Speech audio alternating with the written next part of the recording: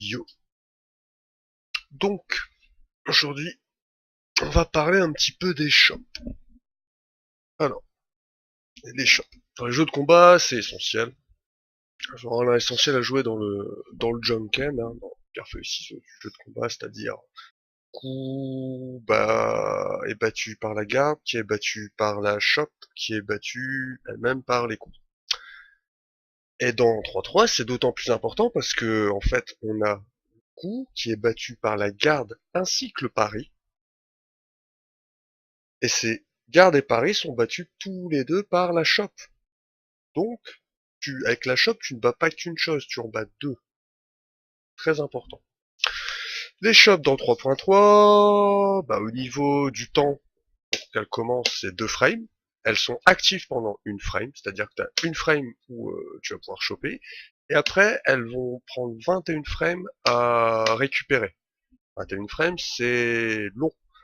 Et en fait, ça permet donc d'être puni par ce qu'on appelle le wish punish. Quelqu'un qui chope dans le vide peut être puni facilement par son adversaire, qui le verrait, et derrière,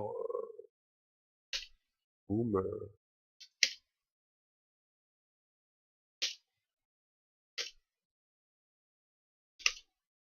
voilà, par exemple. AMK, super. Voilà, il y a pas mal de stratégies, de tactiques qui s'ouvrent autour de la punition de quelqu'un qui chope. La chope dans 3-3, elle se fait avec petit point, petit pied, ça tu le sais.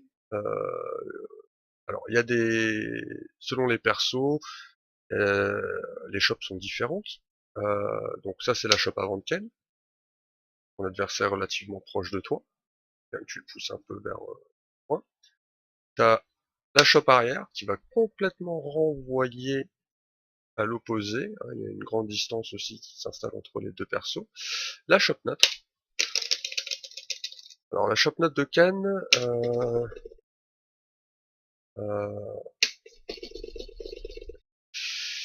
elle est multi-hit. L'adversaire peut éviter un certain nombre de hits si lui aussi il bourre. Alors, je te conseille en fait de le faire avec les inputs de direction. Le plus simple, c'est d'aller d'une diagonale basse à une diagonale hausse opposée et de faire le mouvement très rapidement. Voilà. Et quand tu te prends cette chope, c'est pareil. Là, on voit par exemple que c'est 6 hits. Le rythme est plus lent.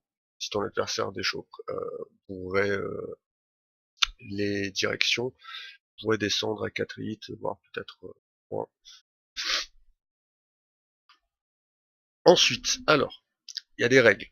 Au niveau de la shop, on peut pas choper quelqu'un qui est en blockstun. Donc par exemple, c'est un peu compliqué. Euh, donc le blockstun, voilà. Là, le Ken va garder. Je fais un coup qui laisse la distance de shop.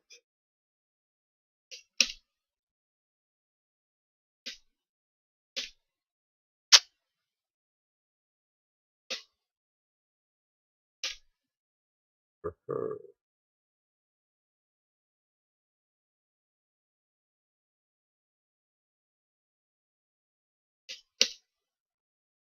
bon, ça va être difficile à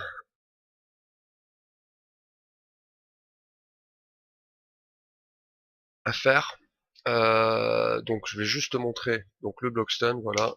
Tu vois le moment où on voit le Ken blanc euh, avoir son bras gauche qui est levé. Voilà, ça c'est toute la phase où il est en blockstun.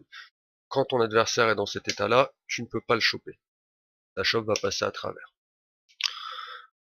Tu peux pas non plus choper un adversaire qui est en l'air avec les chopes au sol, hein, parce qu'il y a des personnages qui ont des chopes aériennes. Tu peux pas non plus choper un adversaire qui est en ce qu'on appelle en état de pré-jump. Faut savoir que dans 3.3, quand tu sautes, t'as quelques frames, tu vois, où tu es ni au sol, ni en l'air, tu es en frame de pré-jump. Tu prépares ton saut. Et aussi, tu peux pas choper quelqu'un qui est en hitstun. Donc là, hitstun, contrairement au blockstun, l'adversaire s'est pris le coup. Voilà, c'est toute la phase où tu vois le Ken à la tête en arrière, là. Ouais. Voilà, tu peux pas choper. Donc typiquement, tu fais saut, gros pied, chop, ça ne chope pas, alors que pourtant, je suis à distance de chop. Donc, si tu veux choper quelqu'un, après un saut gros pied, bah faut timer ta chop. Voilà. Sachant que pour le saut gros pied, la différence de frame durant laquelle l'adversaire va être en blockstun ou en hitstun est différente. Surtout pour les gros coups. Il y a vraiment une grosse différence. Donc le timing est très différent. Alors que sur un saut euh, qui utilise un petit coup, typiquement saut petit pied, alors là tu vois je suis quand même en hitstun, mais la différence elle est beaucoup plus limitée, ce qui fait que c'est beaucoup plus simple à passer. Ensuite, alors, la chope, c'est une distance. Hein, tu le remarques, là je peux pas choper, là je peux pas choper, là je peux pas choper, j'ai fait un petit pied chop, j'ai pas pu choper, donc ça veut dire qu'il faut que si je veux choper après un bas petit pied, il faut que j'avance un peu. Voilà. Cette distance de chope, elle change en fonction des personnages. Ken a une distance moyenne, on va dire, hein, dans le jeu. Euh,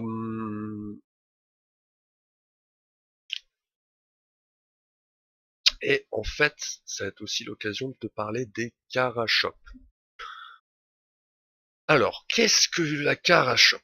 En fait, la Karachop, c'est un moyen d'augmenter ta distance de chop en utilisant un coup normaux, le, le start-up d'un coup normaux que tu vas annuler par la chop. C'est une notion avancée, hein. Je t'en parle parce que c'est bien que tu le saches, mais c'est peut-être pas le moment, toi, tu te prennes la tête avec ça.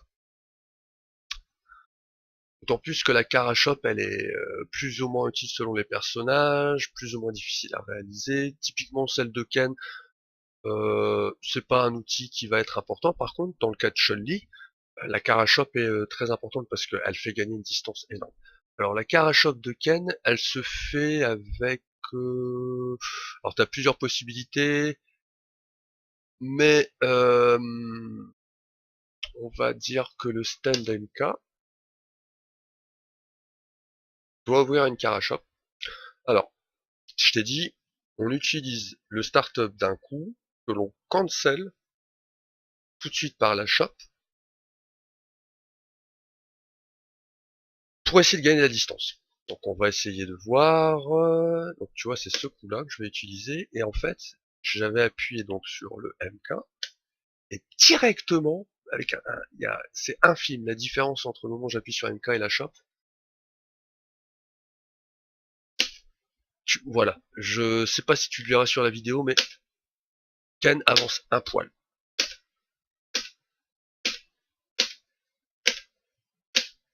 Si je le fais en même temps, c'est la shop qui est prioritaire. Si je fais en même temps MK et shop, la shop est prioritaire, je gagnerai pas de distance. Par contre, si je fais d'abord medium kick et que j'attends, je sais même pas si un dixième de seconde c'est déjà trop. Mais tu vois, un petit décalage, un petit roulement de doigt, on va dire, et paf, là, c'est la Karachop qui est faite. Ken avance un petit peu, ça peut être utile en fait pour, je sais pas si là ça passe en fait si je fais bas petit pied, Karachop, est-ce que j'avance assez? Non. Le stand MK n'est pas suffisant. Peut-être si je fais ce coup-là, c'est-à-dire l'arrière MK. Voilà. Arrière MK, après bas petit pied. J'ai pas besoin d'avancer en fait. Je fais la Karachop avec arrière MK. C'est à ça que ça peut servir une Karachop. Aiken, comme je t'ai dit, hein, c'est peu important. Avec Chun-Li, par contre, c'est distance, elle est vraiment impressionnante. Donc, aussi, certaines shops, pour certains personnages, ouvrent à des combos. Rémi a une shop qui ouvre derrière sur un combo. Je sais pas si tu l'as, lui. Ça sera à toi de le tester. Donc, alors, la shop, hein, a dit, jeu de combat, très important, Janken, tout ça, tout ça. En fait, ça répond à notre stratégie qui est de mettre au sol, hein, pousser au coin aussi, et de pas se retrouver au coin. Donc la shop va pouvoir te permettre d'atteindre ses objectifs stratégiques. Elle permet donc en mettant au sol d'installer derrière un setup, un pressing de relevé, et ça on aime beaucoup, hein, pouvoir installer des pressings de relevé gratos. Les setups de shop, parce que bon, une shop ça permet d'installer un setup, mais généralement il va falloir que toi-même tu utilises un setup pour pouvoir placer ta shop. Donc, alors, la shop, elle permet de battre la garde. Donc, si tu sais qu'un adversaire va garder, bah, tu peux le choper. Si tu sais qu'un adversaire va, en fait, être passif, en gros, c'est ça la garde, c'est être passif. S'il est passif, parce que, imaginons, voilà, tu es au sol, ton adversaire, toi t'es Ken, ton adversaire a peur de ton Shoryu à la relevée. Donc, il va s'approcher de toi, il va reculer, et il va attendre. Mettre ton Shoryu. Si tu sais qu'il va faire ça, bah, toi, tu chopes. Tu le fais déjà. Tu le fais déjà. Donc ça permet de punir ce qu'on appelle les baits. Les baits, c'est typiquement, c'est provoquer. Voilà, en avançant, je me rapproche de toi. Oh oui, je vais te taper, je te donne très envie de faire le Shoryu. Eh ben non, je recule, j'attends. C'est un bait. Je peux punir les baits. Je peux punir aussi les mecs, bah tu vois, tu sens qu'ils sont un petit peu paumés, ils sont pris de coup, ils ont besoin d'observer ce qui se passe là. Je te chope. Et ça permet aussi les mecs qui veulent Paris. Donc, je sais pas moi, voilà, le Ken Blanc est en situation de relever. Tu l'as conditionné avec plusieurs stand medium punch à la relever. Et tu lui as montré que tu battais toutes ses options. Donc, il va se dire, sauf le pari, il va se dire, bah tiens, je fais pari, il fait tout le temps ça, je fais pari. Et bah, la chope, là-bas, le pari très important. Hein.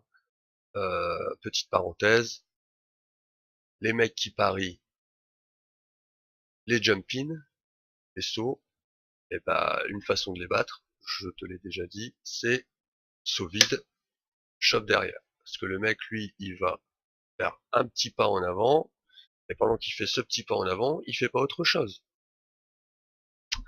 Si tu fais un coup, lui, il va te le parer vu qu'il a fait un petit pas en avant, mais si tu fais rien, tu retombes au sol, et boum, la chope. Autre setup, le tic-throw. Alors le tic-throw, c'est une stratégie classique dans Street Fighter 2, très forte pour si l'adversaire ne sait pas comment la gérer. Et dans 3-3, bah, elle est aussi importante étant donné le Janken, hein, Chop qui bat, garde et Paris. Donc, tic throw, c'est le fait de faire un coup et de choper derrière. Alors, vraiment, les tic throws les plus classiques, c'est ceux avec light chop, light décalage chop. Hein.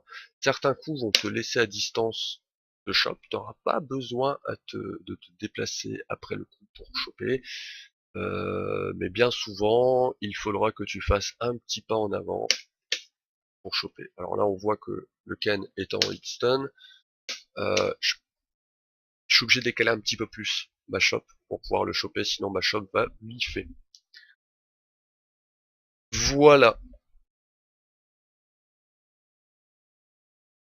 Alors, on a parlé de la shop. Maintenant, on va parler de la D-shop. Parce que oui, ton adversaire peut battre ta shop par un coup, imaginons un coup invincible, comme Shoryuken, X, pour être sûr que là t'es vraiment invincible. Je pense que le petit Shoryuken aussi, ça doit battre la chope. Ça m'étonne que tu puisses te faire choper au commencement d'un petit Shoryu, mais je n'en suis pas sûr, c'est à tester. Donc alors, je vais choper avec Ken vert et je vais déchoper avec Ken blanc, c'est-à-dire que je vais choper d'abord, faire la commande de shot d'abord avec le vert et avec un léger décalage de un dixième de seconde, je vais déchoper avec le blanc. Donc, qu'est-ce qui s'est passé? Les adversaires ont été repoussés l'un de l'autre. Si je ne dis pas de bêtises, on va refaire le test. Si je ne dis pas de bêtises, donc dans la situation où c'est le blanc qui déchoppe, c'est donc le défenseur,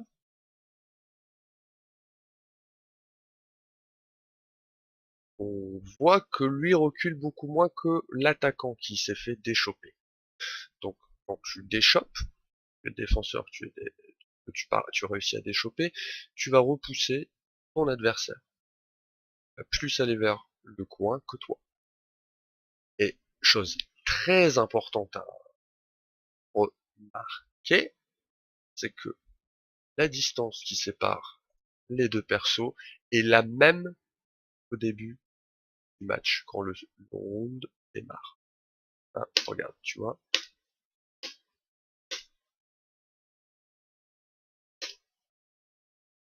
Voilà, c'est important d'en avoir conscience pour savoir que après t'as une chope déchopée, les deux adversaires se retrouvent à une distance de jeu neutre qui est celle du début de round, et que tous les deux sont neutres. Il n'y a pas un adversaire qui a des frames d'avantage ou si il a raison s'il appuie sur un coup par rapport à un autre parce qu'il a ces quelques frames d'avance. Non, vous êtes tous les deux à égalité. On va aller voir un petit peu au niveau du coin ce qui se passe. Donc toujours avec Can vert qui chope en premier, évidemment.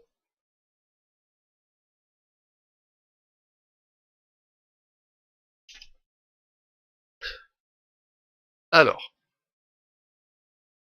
petite différence là, on testera après en inversant les rôles où ce sera Can blanc qui chopera. Là, tu remarqueras par contre, on n'est plus à distance de zone, enfin, on n'est plus à distance neutre. Là, le can blanc est bien plus près.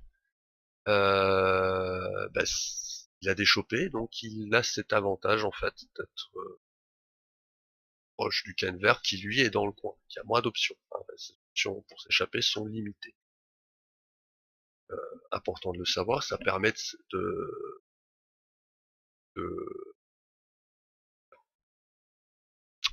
de planifier, d'anticiper sur les coups qui sont utiles dans cette situation-là, les coups qui ne le sont pas. On va tester avec Ken blanc qui chope d'abord, et Ken vert qui déchoppe. Et là on est en zone neutre. Là on est en zone neutre. Le Ken blanc qui était l'attaquant s'est fait déchoper, il est plus repoussé vers le coin que Ken vert. Après Ken vert, lui, il est toujours dans le coin. Il est toujours dans le coin. Il n'a pas gagné un pixel. Donc, voilà. Alors, petit aparté, je vais te fournir, avec le lien de cette vidéo, 3 liens. Premier lien, déjà, je ne sais pas si tu as pu constater, j'utilise un émulateur différent de celui d'habitude. J'ai trouvé ça récemment. Il est cool. Je te laisserai découvrir par toi-même les ces possibilités. Sont limitées, hein. C'est pas un truc de ouf, mais disons déjà le temps il est pas s'écoule pas, tu as tout le temps ta super, même si là tu vois le can blanc est à 0/3, en fait tu peux mettre une super cache. Bon, tu peux quand même tuer ton adversaire au bout d'un moment, mais généralement, derrière un coup, on va voir sa barre va revenir au max. Quoi d'autre? T'as aussi la possibilité, alors là je peux pas te le montrer avec la capture d'écran, mais t'as aussi la possibilité de voir tes inputs en fait en dessous de la... Là je l'ai pas parce que le jeu est en plein écran, mais si je passe en... Je vais pas faire d'ailleurs parce que j'ai peur que ça fasse bugger la vidéo.